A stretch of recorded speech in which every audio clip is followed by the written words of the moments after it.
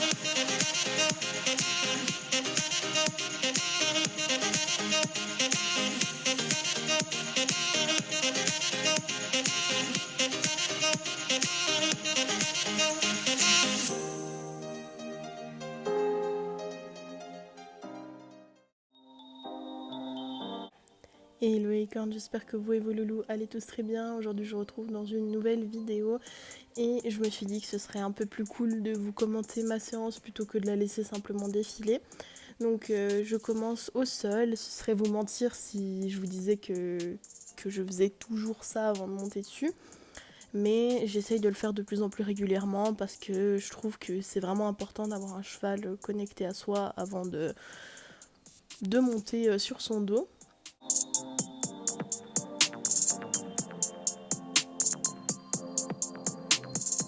Alors qu'est-ce que je fais pendant ce quart d'heure au sol, on va dire.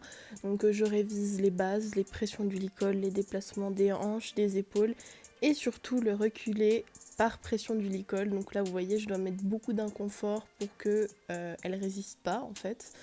Donc je sais que pour bien il faudrait pas qu'elle lève la tête, mais au tout départ elle reculait même pas un pied. Donc je pars du principe que c'est déjà mieux et bien évidemment on demande un peu plus à chaque séance. Je suis pas du tout experte en équitation éthologique, j'ai passé mon savoir 1 il y a 2 ans parce que c'est quelque chose qui m'intéresse vraiment. Mais voilà, je fais un petit peu comme je peux en fonction de ce qu'on m'apprend, etc. Et puis après ça, je vais travailler un petit peu sur un cercle pour la connecter à moi dans l'activité, j'ai envie de dire, et lui permettre de se défouler un petit peu.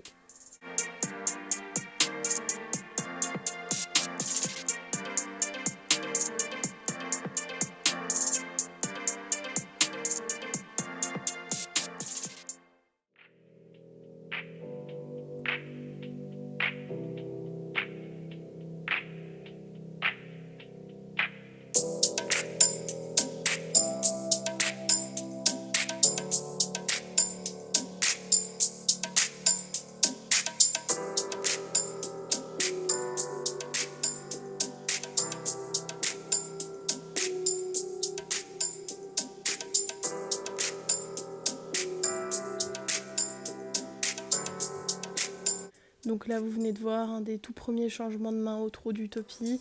C'est peut-être la 3e fois qu'elle me le fait, donc je pense que cette fois, on peut presque dire que c'est acquis, elle a compris le truc. Maintenant, bien sûr, il faut que ça vienne beaucoup plus fluidement, naturellement, et moins par la pression de la corde. Mais on va continuer d'y travailler dur pour que ça arrive au plus vite.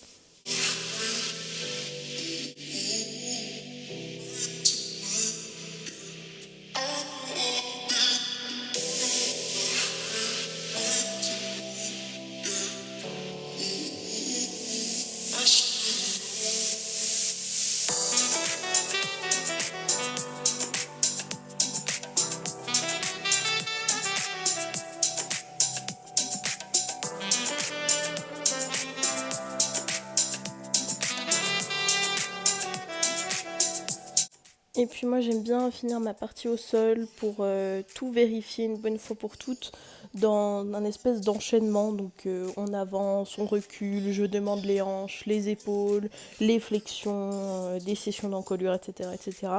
Assez rapidement sans faire de grandes pauses entre les exercices, juste pour m'assurer qu'elle soit bien avec moi. Et puis après je vais mettre le mort et c'est parti pour la séance montée.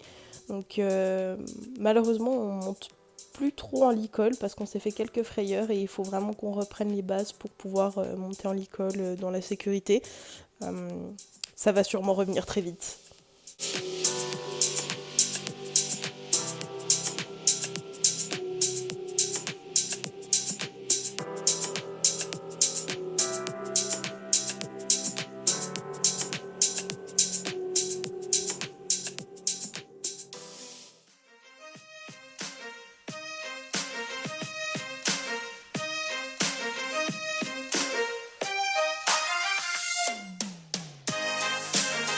Donc là, vous allez avoir une bonne démonstration de quel est mon problème quand je monte en licol. Donc je vais demander un arrêt et un reculé. Vous allez voir la résistance qu'il y a dans ce reculé et j'aurais vraiment dû continuer à demander. Mais je ne l'ai pas fait, donc bon, on est toujours plus intelligent par après.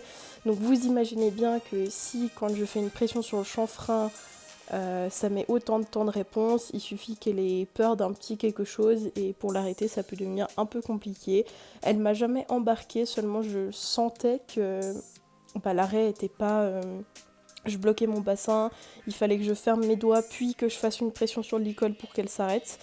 Et clairement c'est pas sécuritaire et ce serait inconscient de monter au licol juste pour briller sur les réseaux sociaux.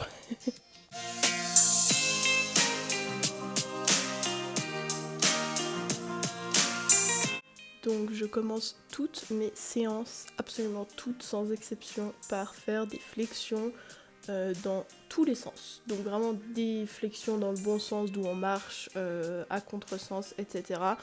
Et je fais ça au pas, au trot et on commence au galop. Là, je me suis encore plus appliquée là-dessus vu que c'était une reprise après l'ostéo, il fallait vraiment qu'elle reprenne conscience de son corps, etc.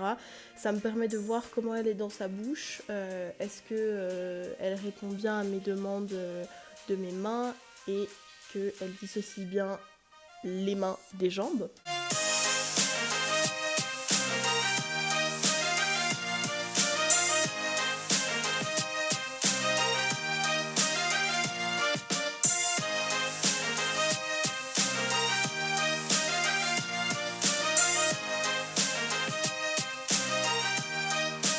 Donc vous aurez peut-être remarqué, j'ai mis une petite paire d'éperons parce que mon idée de base c'était de faire des déplacements latéraux. C'est en plein apprentissage, clairement c'est pas quelque chose qu'elle avait l'habitude de faire avant que je l'aie ou alors d'une manière que j'ignore complètement, mais c'était vraiment le vrai cheval de sport stéréotype, j'ai envie de dire, dès qu'on mettait la jambe ou de l'inconfort, hop, son réflexe c'était de fuir.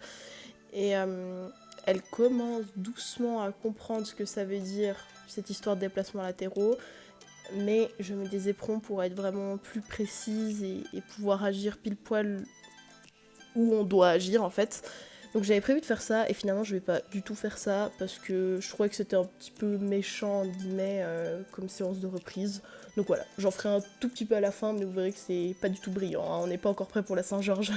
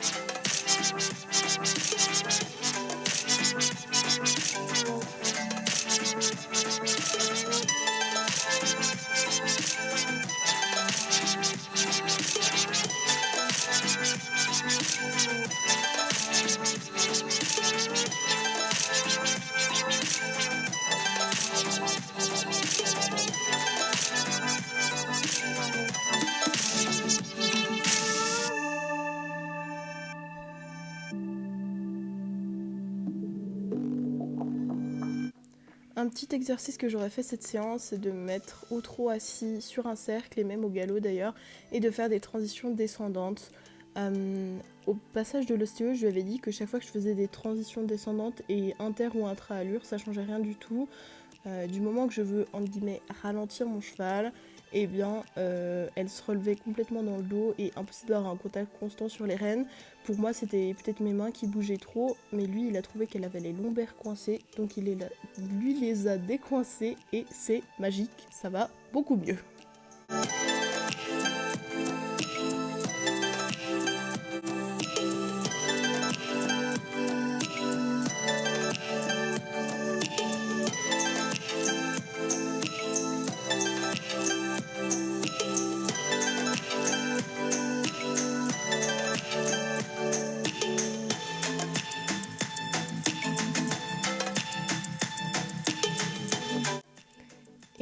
arrive au moment délicat des déplacements latéraux. Je savais que je voulais pas en faire réellement, mais je voulais juste voir dans quelle disposition elle était. Clairement, à main gauche, c'est une catastrophe, je pense que vous le voyez très très bien. Et donc je vais juste redemander une fois après ce passage-là. Alors autant elle va pas du tout croiser, par contre elle va moins se défendre, donc je vais faire mon extension d'encolure et puis laisser là-dessus. Chez moi, l'extension d'encolure se fait aux 3 allures. En général, les cavaliers se limitent au trot. Moi, je fais aussi du galop. Et puis après, bien sûr, on marche reine longue.